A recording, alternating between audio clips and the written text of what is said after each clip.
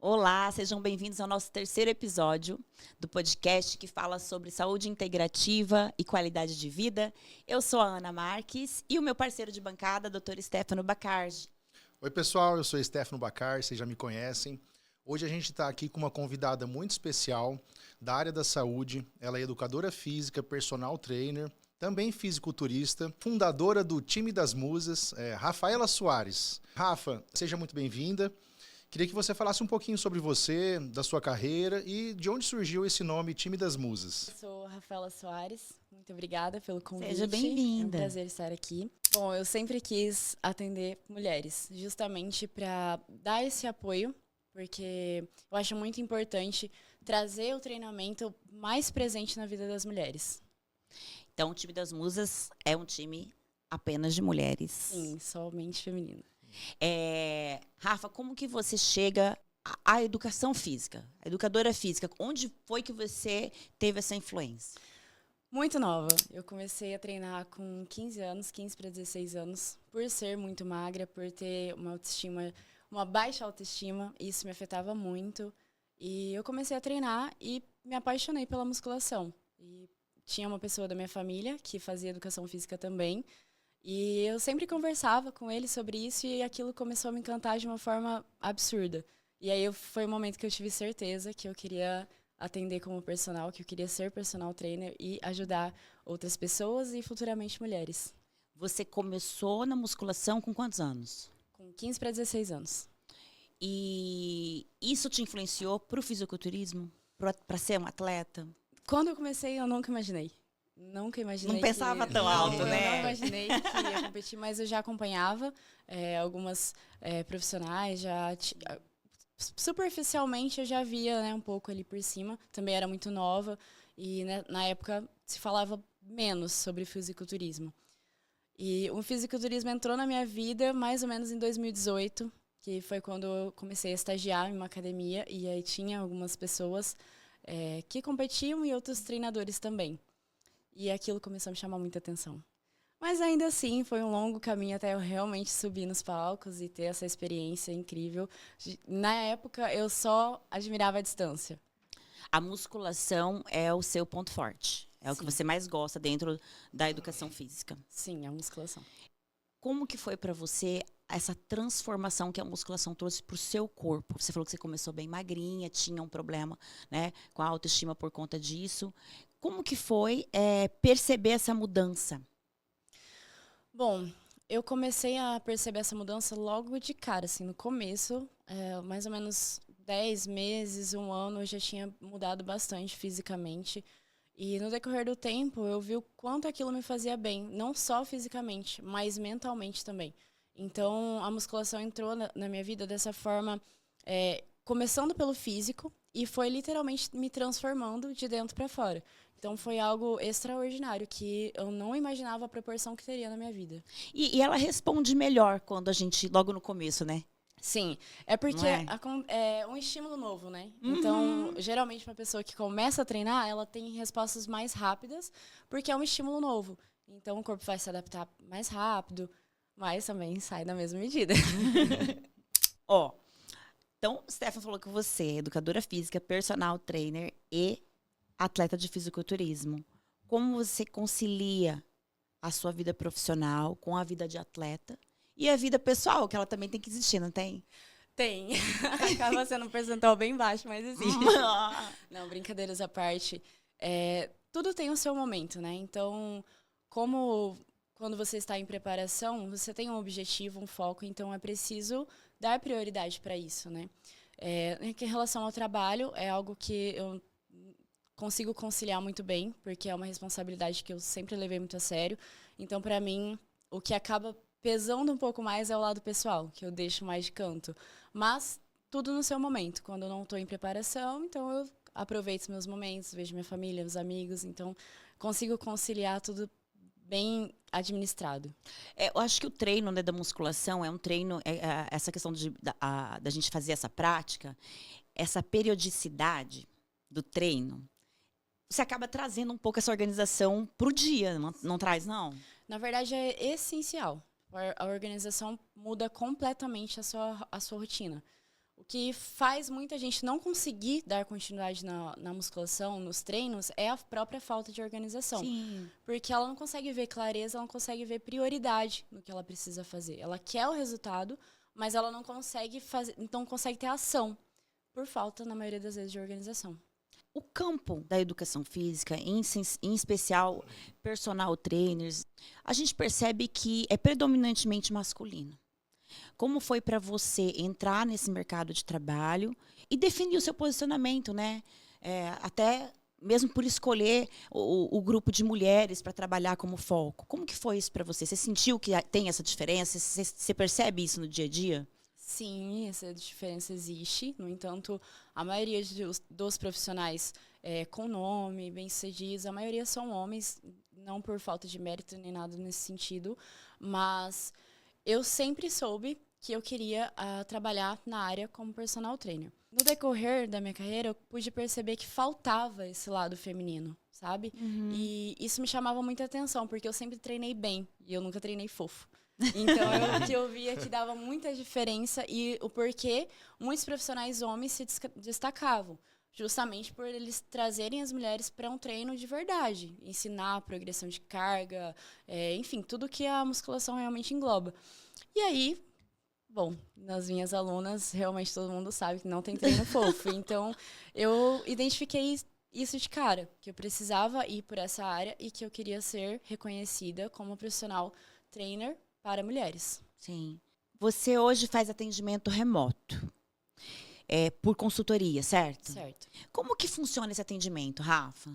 Bom, vou começar por uma anamnese para entender mais sobre a rotina da pessoa, a necessidade, o dia a dia, as limitações, se tem alguma lesão, tudo realmente bem estudado sobre ela. Depois eu vou avaliar através de fotos e então fazer o protocolo dessa aluna. O diferencial é estar perto, porque a maioria na consultoria é você receber um protocolo de treino e ficar só com o protocolo. Uhum. Você precisa ter um suporte. É extremamente importante você ter esse suporte. E é o grande diferencial da minha consultoria. Sim. Poder estar perto da minha aluna e orientar ela da melhor forma possível. Literalmente ser um mapa para ela. Você, então, já deixou claro pra gente que trabalhar com mulheres foi uma decisão sua, não aconteceu ao acaso, certo? Certo. Quando você treinava, ainda antes de ser personal, você chegou a treinar com profissionais mulheres? Ou a maioria foi homem? Não, a maioria foi homem. Você acredita que a personal mulher pode ter uma habilidade maior para saber qual exercício vai dar mais resultado no desenho do corpo feminino? Ou isso não tem a ver com ser mulher ou ser homem? Eu acho que não tem a ver com ser mulher ou ser homem, mas eu acho que a mulher tem um grande diferencial, que é a empatia. E, querendo ou não, somos mais emocionais, biologicamente, então acho que isso faz com que a gente consiga ter um tato melhor nesse sentido. Nada impede de um homem também ter essa atenção, mas é muito comum isso entre as mulheres, então é algo que faz gerar identidade. Aí a gente estava conversando um pouquinho antes aqui sobre a questão da vergonha, né? Uma das coisas que às vezes afastam as pessoas da atividade física ou de começar é a vergonha de ir na academia com um corpo que não é o shape que a gente encontra no Instagram, nas mídias sociais, né? Não é um shape padrão. Essa vergonha impacta na adesão ao treino? Cara, impacta. Porque isso faz com que a pessoa se sinta insegura. Então, querendo ou não, ela já está insegura com ela mesma. E quando ela vai para a academia, ela começa a ter insegurança com outras pessoas. Vem de dentro, né?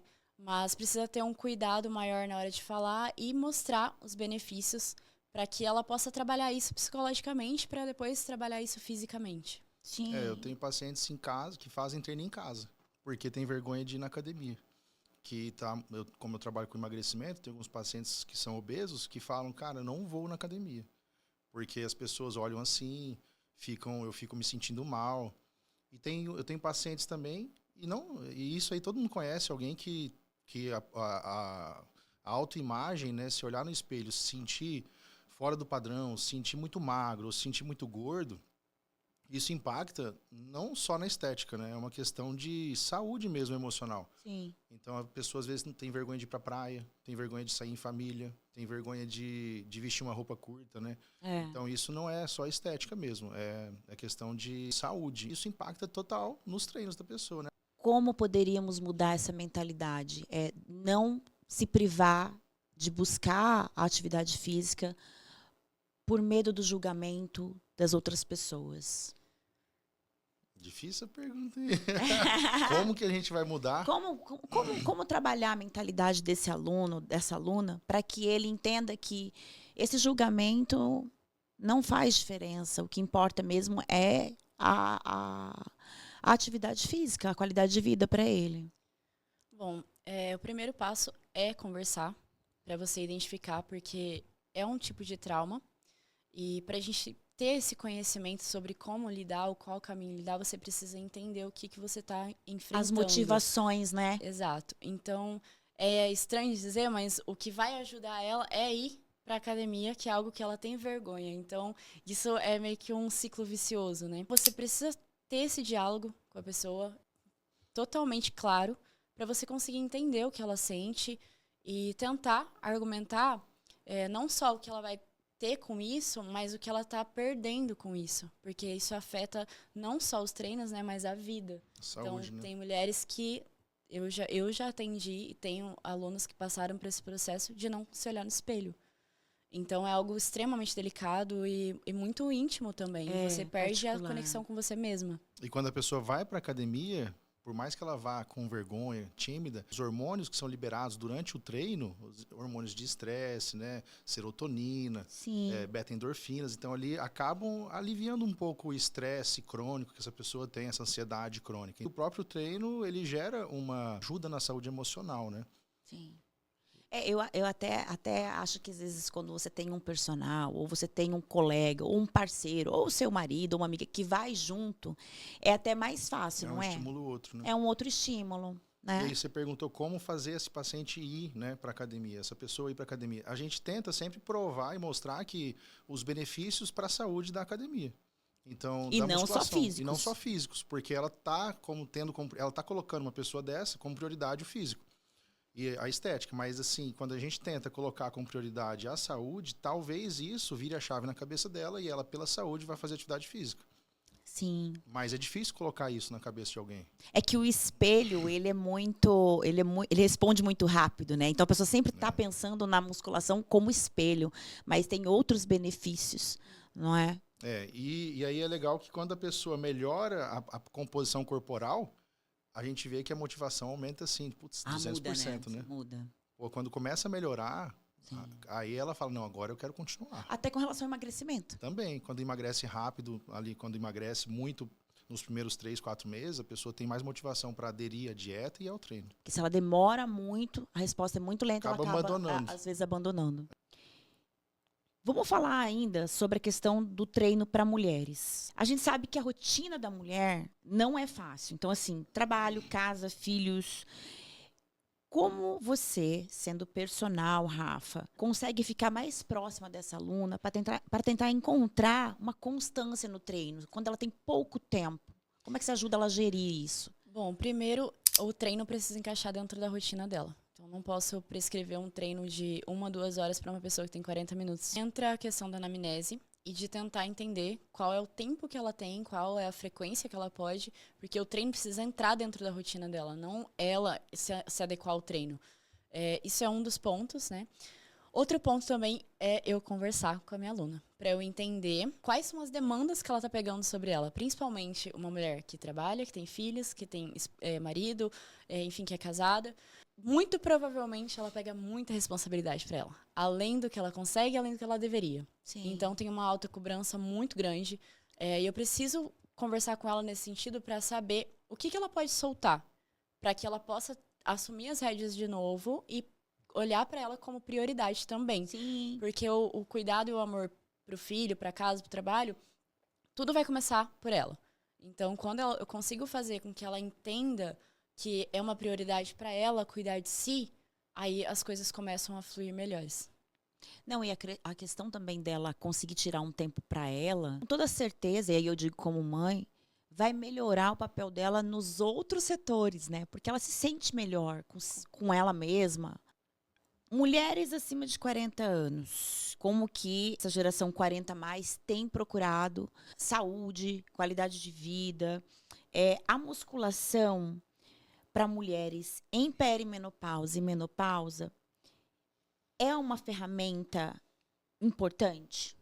Muito. Extremamente importante. É. Essa faixa etária da perimenopausa, da menopausa, tem um declínio natural do estrogênio e da testosterona, dos níveis fisiológicos da mulher. E o estrogênio, ele e a testosterona, além de manter a massa magra, auxilia na composição corporal a nível de gordura. Quando a mulher perde o estrogênio, a gordura começa a se localizar mais visceral, mais central no abdômen. Ela muda um pouco essa composição corporal, fica mais difícil de perder gordura, mais difícil de ganhar massa magra. E sem contar que a queda do estrogênio, com o tempo, leva ela a ter uma osteopenia, osteoporose. A musculação é um dos pilares fundamentais para o tratamento e para a prevenção da osteoporose. Se fosse escolher uma fase da vida que fosse boa para a saúde, para a mulher entrar na musculação, seria essa fase dos 40 mais. Se ela não conseguiu antes, Exatamente. Agora não tem mais para onde correr. Só que a gente vê uma diferença, eu acho que aí você pode até ver, não sei se você tem muitos pacientes dessa faixa etária, da mulher que faz reposição hormonal, 40 mais, 50 mais, com a mulher que não faz. A mulher que não faz, ela tem uma dificuldade de ganhar massa, de perder gordura e até mais foco e constância, acho que no treino. A mulher que está nessa faixa etária com sintomas de menopausa, ela precisa fazer reposição hormonal e aí isso vai facilitar e auxiliar a musculação, o treino dela. Que a musculação vai trazer. Exatamente. Aí deixando assim, né? Não é porque ela vai fazer reposição hormonal que ela vai ter o shape. Não, o shape, essa reposição hormonal da menopausa é só para repor o que está faltando. A gente não vai fazer uma dose para ela ter o shape, né? Mas isso já vem como consequência. Um pouco da resposta, ela vai ter uma resposta física legal por conta da reposição hormonal. Isso já vai ser visível. E uma outra questão, quando a Rafa fala que ela trabalha com mulheres e ela ser mulher, com certeza auxilia, acho que é porque ela tem noção da oscilação de humor e de ânimo que a mulher tem durante o mês, né? Isso é uma coisa interessante da gente falar. Você tem, Rafa, nessa faixa etária? Tenho alunas nessa faixa. Alunas. Tenho. 40 mais, 50 mais. E a maioria faz ou não, reposição hormonal? A maioria não faz. Não faz, né? Existe um dado dizendo que 20% das mulheres do Brasil só dessa faixa etária fazem reposição hormonal, é muito pouco. Além disso, eu esqueci de falar, o estrogênio, ele auxilia na prevenção de lesões de articulação. Então, essas que não fazem, costumam reclamar muito de dor articular? Já vieram com dor de já chegaram com dor. Estão procurando por causa disso, Sim, né? O estrogênio protege total a articulação. Mas eu te falo que é pouco falado também sobre a importância disso, né? Então, para você explicar para a mulher o quanto é essencial que ela tenha um acompanhamento nesse sentido e a quantidade de benefícios que isso traz, querendo ou não, você fala reposição hormonal, muitas acham que é colocar hormônio já acho que é bomba, ali, né? Exatamente.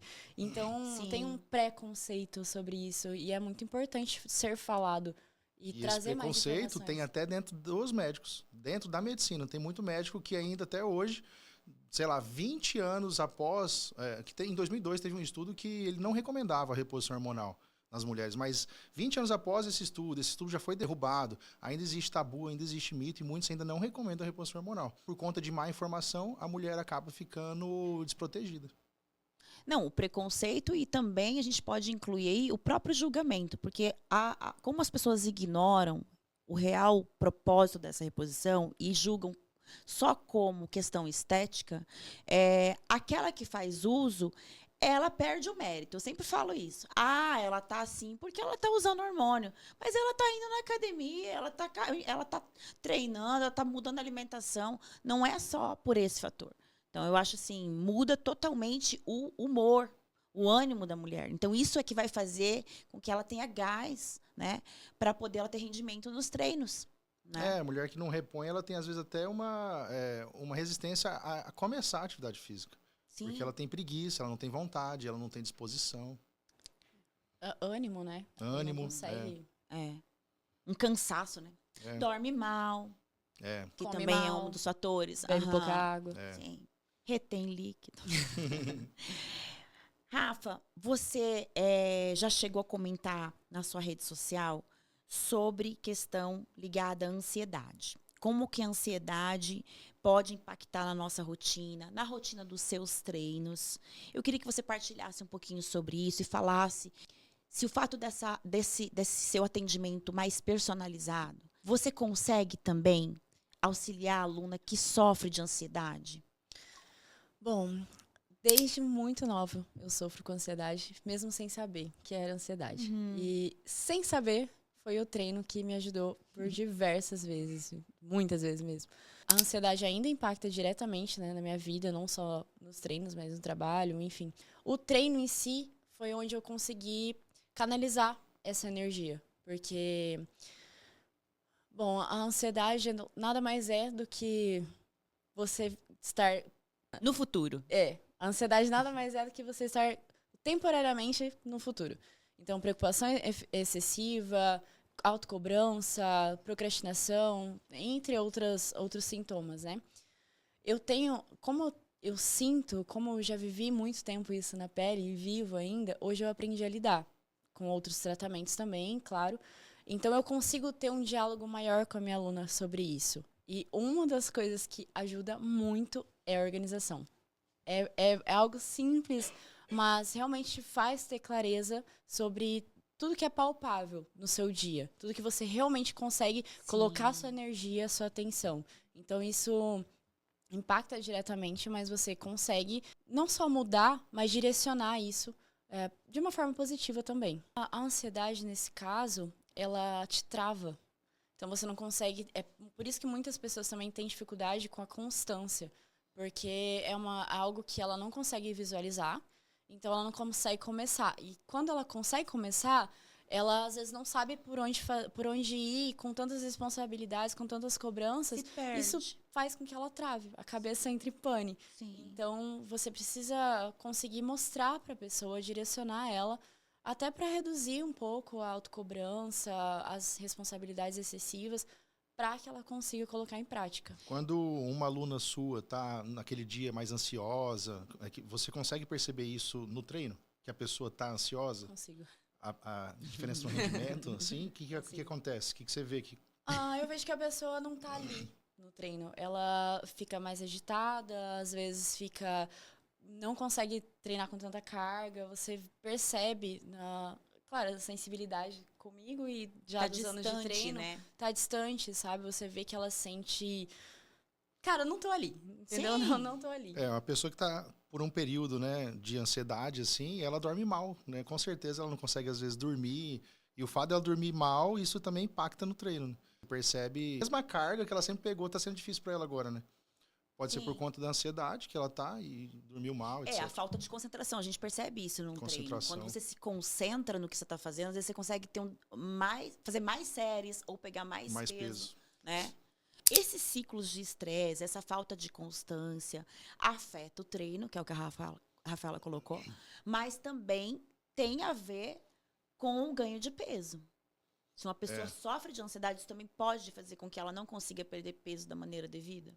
O estresse crônico que a ansiedade leva, ela é um estado de catabolismo mais acentuado que a pessoa tá. Então, ela tem níveis de cortisóis mais altos, níveis de catecolaminas, que são hormônios que também são catabólicos mais altos. Ela está mais inflamada do que uma pessoa que não está com esse estresse crônico. Ela, como a gente falou, tem efeitos no sono, na alimentação, impacta em várias outras áreas que acabam afetando o metabolismo dessa pessoa. Então, ela está em um estado hipercatabólico. Então, dificuldade de ganhar massa e facilidade de ganhar gordura. Então, isso está totalmente atrelado mesmo. A nossa saúde mental é fundamental para também a resposta do corpo. Com certeza. Não é só mental, né? Eu diria que é um integrando o outro. Você não consegue trabalhar só o físico sem trabalhar o mental. Você não consegue trabalhar o mental sem trabalhar o físico. Medicina integrativa. Corpo, mente e espírito. Que é o que a gente está querendo falar aqui. Exato. Eu vou deixar aqui agora uma pergunta para os dois, tá? O que vocês acham que conta mais para um resultado de treino, alimentação, o próprio treino, a suplementação ou o sono? Qual desses quatro itens vocês acham que faz mais diferença no resultado do treino? E aí, Rafa? Olha, todos os pilares são importantes, né?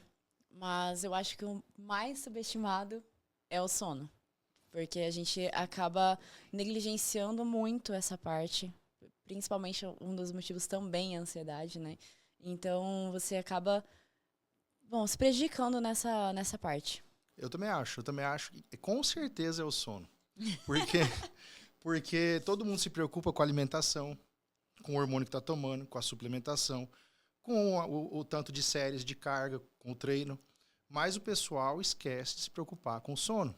O sono tem, no mínimo, aqui 5 itens importantes que a gente tem que levar em consideração. O sono não REM, que é aquele sono profundo, também chamado sono de ondas lentas, ele é um sono que, nessa fase do sono, existe uma produção, existe o pico do GH, que é o hormônio de crescimento.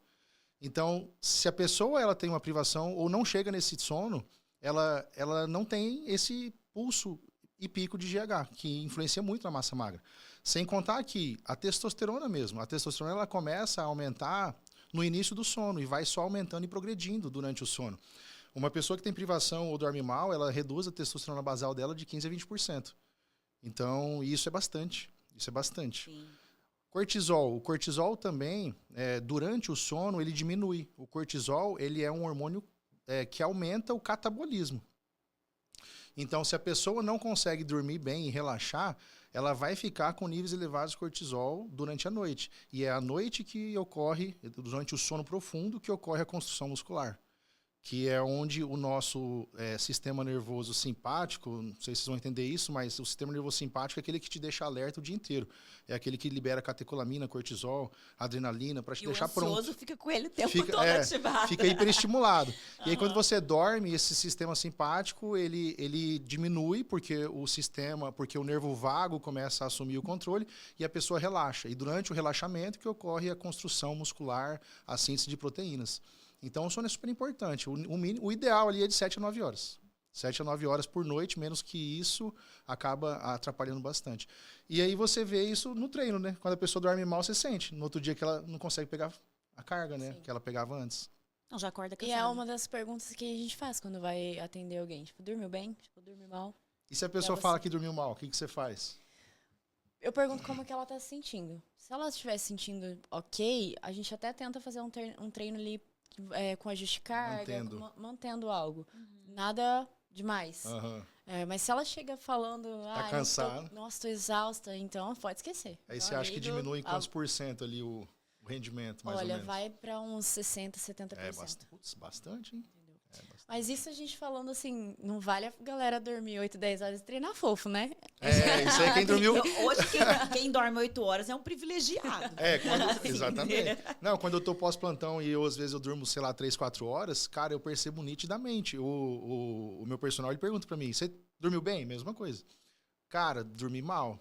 E eu não consigo, eu acho que eu reduzo ali uns 40% do peso, tranquilamente. E é visível, assim, fico muito mais fraco. É muito além de você conseguir, né? Às vezes você quer quer dar no seu máximo. O corpo não responde. Quer fazer o máximo ali, mas não consegue. Eu sempre achei que o mais difícil era a alimentação. Acho que é difícil de seguir. Acho que é porque eu durmo bem. Na verdade, é difícil de seguir mesmo, ainda mais para quem é atleta, que a gente vai falar disso. Vamos. Mas o sono é muito subestimado. Essa que é a diferença. E tá um pouquinho fora do controle também, né? Às vezes você teve um dia cansativo ou preocupação ou alguma coisa nesse sentido, você às vezes quer dormir, mas não consegue. Então, E vamos falar então de atleta, né? Como é a rotina de um atleta de fisiculturismo? Aí vamos falar aí, como que é seu sono, como que é a sua alimentação, dieta, né? Fala pra gente. Corrido. É exaustivo, é bem exaustivo mesmo. Bom, a dieta eu sempre fiz, assim, sempre há muito tempo, né? Já tem mais ou menos uns 8 anos que eu faço dieta, então é algo que tá na minha vida há muito tempo. Quando você tá em uma competição, uma preparação, que não tem uma cobrança a mais de você com você mesma e com as pessoas que estão relacionadas a isso. No caso, meu coach, enfim, as pessoas que eu quero que vejam os resultados que eu estou plantando, né? Sim. Em relação ao treino, é algo que fica cada vez mais pontual, porque não é, foge um pouquinho do, se eu não quiser treinar hoje eu não vou, tipo, não vai. Não, você tem uma meta. Então isso faz com que você tenha mais seriedade ainda, né? Não, e tem um pessoal que espera o seu resultado. Você está falando de uma equipe. Exato. Então, você não está sozinha, né? Em épocas de não competição, por exemplo. Não sei. Agora não está. Não. Tá. A próxima tem previsão? Não, não tem. Você ainda tem que manter. Você não pode relaxar. É isso, né? Sim. Algumas pessoas, eu acho que uma boa parte ainda julga bastante essa modalidade, que é o fisiculturismo. Principalmente na modalidade feminina. Até por questão da aparência. Porque fica masculinizada e tudo mais. Eu queria saber se você já escutou algo sobre isso, se você já sofreu alguma discriminação, ou se alguém já chegou para você e falou: você não acha que tá muito forte? Essa pergunta é muito fácil. Com certeza, sim. Direto, né? Já ouvi várias vezes isso. Mas é algo que foge do meu controle, né? É algo que é a opinião da pessoa e não tem como interferir. Mas existem níveis, né? Dentro do fisiculturismo, agora eu quero perguntar, existem mulheres que vão atingir vão ficar mais fortes, mais volumosas, e as que vão, como que é isso? Tem modalidades? Tem categorias. Então, tem categorias. Tem a categoria biquíni, a wellness, a woman physique, e tem várias categorias. Você concorre hoje em qual? Na wellness. Mas você já concorreu biquíni? Nunca foi pra biquíni. E aí isso muda o volume, é isso que você está falando, o volume muscular. Muda a estrutura, né, do físico mesmo. Cada categoria tem o seu físico ali estruturado. Não tem uma regra, tem direcionamentos. Então, existem ali padrões para você seguir, mas ainda assim é algo que é mutável. As categorias já se mudaram ao longo dos anos, sabe? Então, hoje, a gente tem um padrão ali para seguir, mas dentro da sua identidade, dentro do seu físico, você encaixa na categoria não só do seu biotipo, mas a que você considera ser importante para você também. Você já competiu aqui em Campo Grande e fora também ou não? Não, só Campo Grande. Só Campo Grande. E quais foram os títulos que você alcançou? Eu fiquei em 3º, 4º, 2º e 3º lugar. Da categoria Wellness? Isso. Concorrendo com o pessoal só de Campo Grande ou tem gente de fora que vem também? Gente de fora também. No Brasil. Vem? Vem. Sim. Como funciona o preparo mental e físico quando você está prestes a subir no palco? Já afetou o seu emocional ou até a sua saúde quando você está perto de subir para o palco? Já afetou a minha saúde física e mental. Nas 2 competições eu tive alguns probleminhas pulmonares, bem próximo da competição. Baixa muito o nosso percentual de gordura, imunidade. Eu acho que atleta que não teve perrengue em preparação, se ele não teve, ele vai ter. E em relação ao mental, é algo que precisa ser muito trabalhado, né? Porque o fisiculturismo é um esporte de muita resiliência e muito autocontrole. Não que os outros não sejam, mas é literalmente você com você mesmo todos os dias. Então precisa ter muito autocontrole, muita resiliência, para você conseguir extrair o seu melhor sem se cobrar de uma forma que te prejudique. Sim.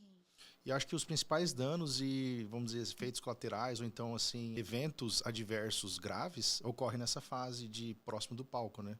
Que a pessoa está ali em fase de desidratação, tomando não só os hormônios, mas um monte de, às vezes, diurético ou então termogênicos.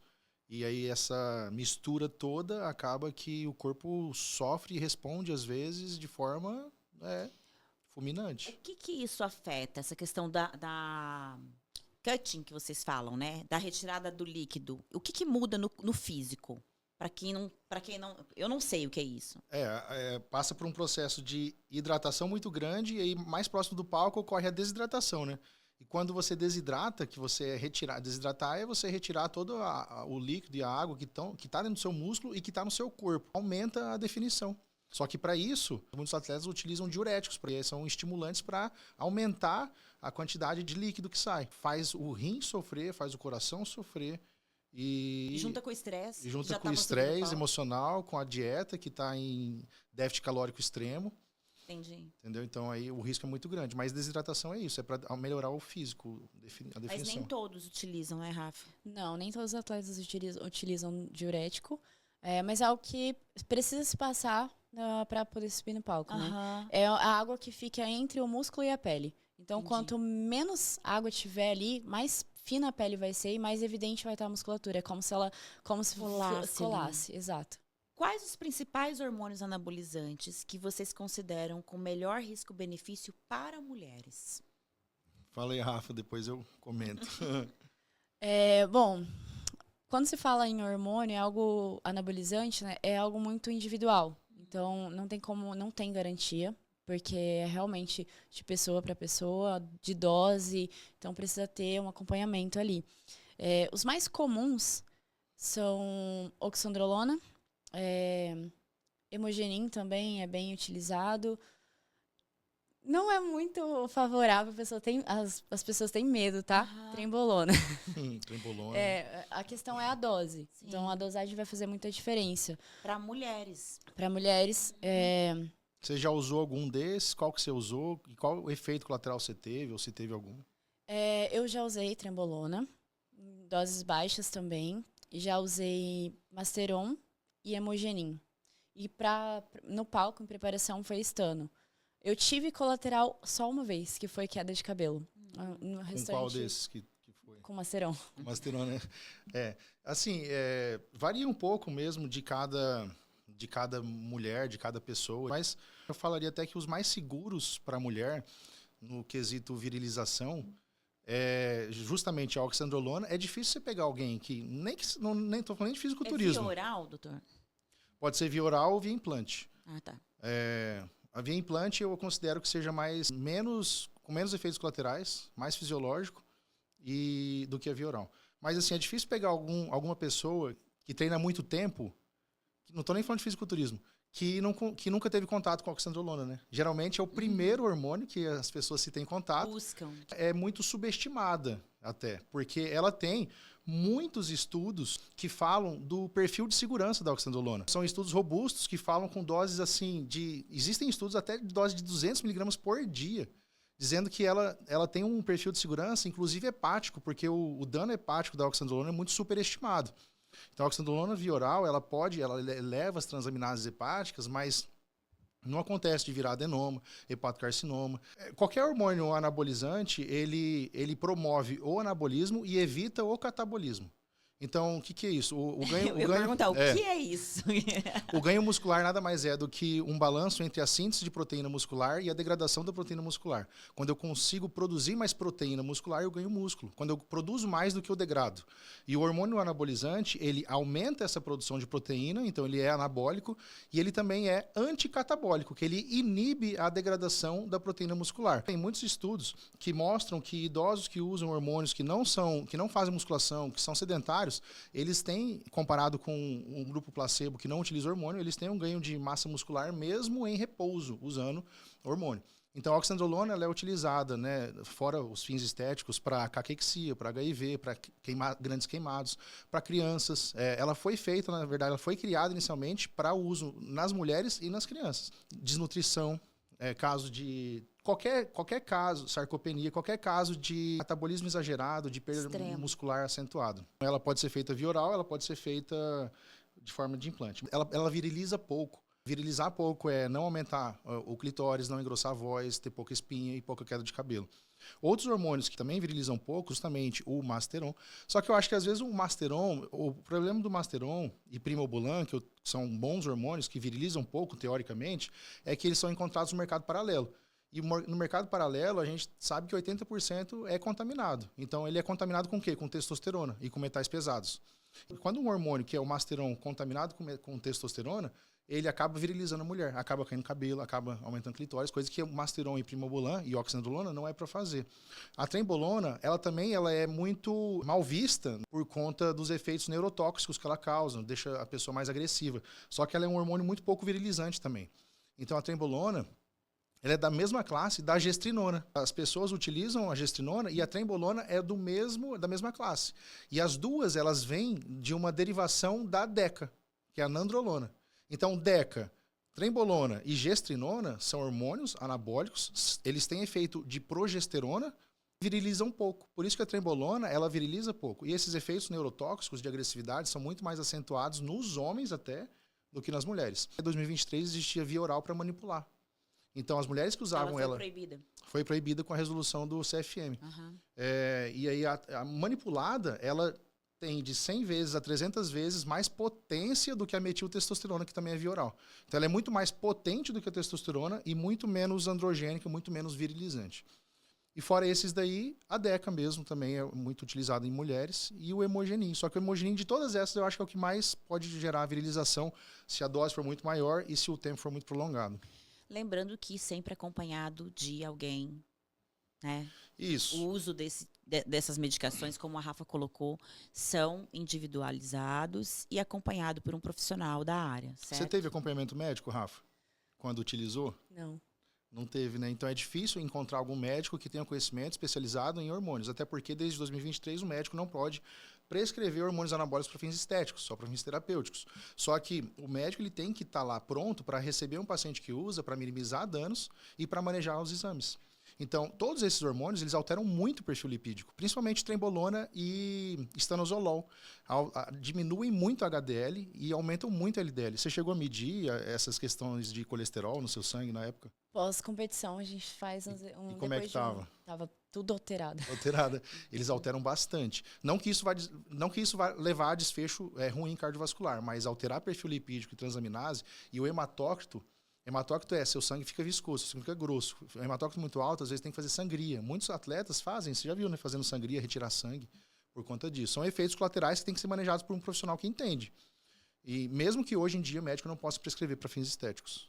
A gente está falando aqui sobre uma questão para performance, para competição, não apenas para melhorar um sintoma de menopausa, é isso? Sim, né? Esses hormônios são utilizados para fins estéticos e fins de esporte. A gente está falando de esporte agora. Fins de esporte, fisiculturismo. Quais os suplementos que vocês consideram essenciais para o ganho de massa muscular? Assim, eu comecei a malhar, gostaria de usar algum suplemento, o que eu posso ter acesso, o que eu poderia tomar? E aí, o que você acha, Rafa? Bom, acho que a creatina é sempre um suplemento que eu indico, às vezes, até mais do que o whey, porque se a pessoa não cuida realmente da alimentação, não tem hábito de comer saudável, nada nesse sentido, ela realmente só vai gastar dinheiro à toa. Então, a creatina é indispensável. O whey é extremamente importante porque ajuda a bater a quantidade de proteínas necessárias, mas muita gente peca nesse sentido, sabe? Peca nessa questão. Eu concordo. Na verdade, a creatina é o suplemento que mais tem evidência de aumento de força muscular. Existem estudos que comprovam, né, que a creatina, quando comparada com o grupo placebo que não utilizou, quem utilizou a creatina ganha em até 20% de força muscular.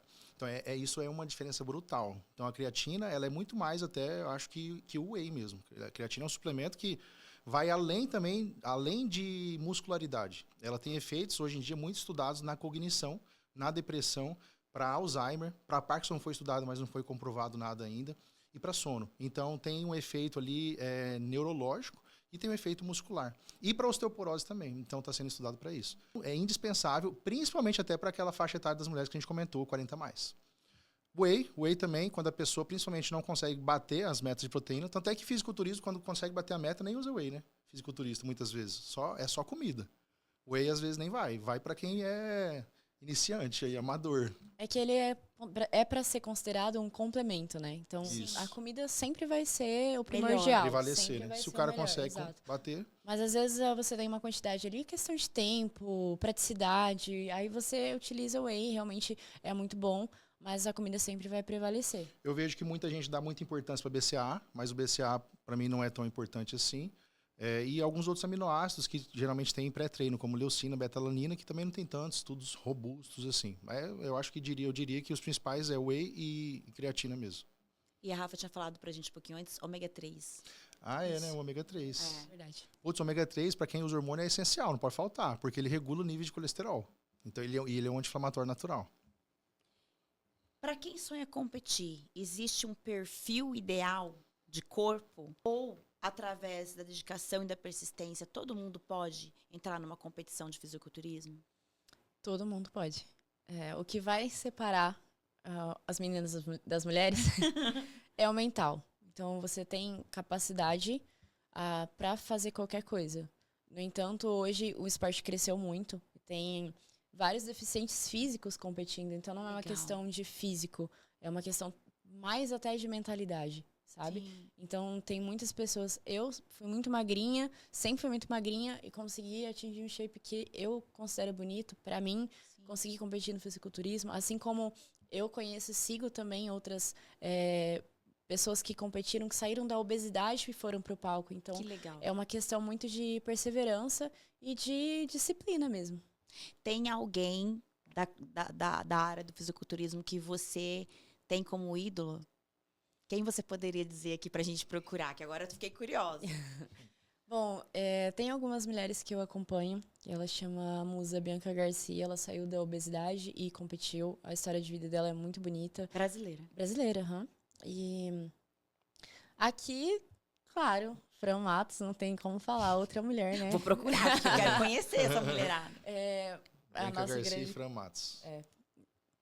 Rafa, você falou que ao longo da semana, né, ou durante o período que você não está prestes a subir no palco, você não precisa levar tão a sério algumas questões. Então, eu queria saber assim, tem um dia de descanso da semana? E no dia de descanso, ou no dia que você não está muito legal, tem treino fofo? Já teve treino fofo, às vezes tem treino fofo. O problema é que o meu treino fofo... É o hard da galera, né? Não, brincadeiras à parte, mas eu sempre tento dar o meu melhor. Às vezes o meu melhor vai ser ter 100%, o meu 60% e tá ótimo. Sim. É preciso você reconhecer os seus limites também, porque nem todo dia a gente vai estar no auge, né? Nem todo dia a gente vai estar bem ou 100%. Então é preciso você reconhecer isso, porque isso realmente faz com que você continue, tenha constância e tenha resultados. Vou fazer aqui 3 perguntinhas rápidas, quero que os dois respondam, tá? Mitos e verdades. Creatina retém líquido ou engorda? Não. Acho que é um mito. Ela assim, não engorda, mas retém líquido. Depende, né? Então, assim, ela não engorda, mas retém líquido, Mas retém sim. líquido... Ela retém líquido intramuscular. Ela é osmótica. Ela é hiperosmolar. Então, ela puxa líquido mesmo para dentro da célula muscular. Aeróbio em jejum queima mais gordura? Mito. Acho que talvez, assim, se fosse para considerar um pouco só para quem é iniciante, mas não a longo prazo. Mas é mais mito mesmo que verdade. Cafeína pode melhorar a performance e a força? Acho que sim. Verdade. Verdade, né? Tanto é que tem tanto pré-treino aí com cafeína, né? Então, doses aí de cafeína que geralmente eles colocam lá 200 miligramas pré-treino. Mas o ansioso, por força. favor, cuidado com a cafeína. O negócio é a dose, isso. né? Então, tem perto ali do horário de dormir, quem já tem uma predisposição ali à insônia, não é legal. Mas realmente ajuda muito na concentração. 8 a 10 horas antes de dormir, nada de cafeína. 8 a 10 horas antes de dormir? Evitar a cafeína nesse período. Rafa, como é que a gente faz para participar do time das musas? Eu tenho um link na bio do meu Instagram para preencher um formulário. E aí vai ser chamada. Qual que é o seu Instagram? @Rafaela Soares. Quem são seus patrocinadores? Com quem você trabalha hoje? Hoje eu trabalho com a Growth, com a Pinat e com a Kaizen. Deixa pra gente aí outros contatos, além do seu Instagram, se você quiser deixar. Agradecimentos. Então fica um espaço agora para você. Quero agradecer a oportunidade de estar aqui, de poder falar a importância do treinamento para mulheres, para as pessoas em geral e principalmente para as mulheres, que é algo que realmente cativa muito o meu propósito de vida. Então, muito obrigada pelo convite. A gente que agradece. Bom, se você gostou do nosso conteúdo, por favor, dê um like, compartilhe com outras pessoas. E se você tem alguém que você gostaria que a gente trouxesse aqui para bater um papo, né? Deixa aí nos comentários que a gente vai tentar trazer essa pessoa para cá. Certo? Eu agradeço a Rafa pela presença, o meu companheiro aqui, Dr. Stefano Bacardi, e todo mundo que esteve com a gente. Tchau, tchau.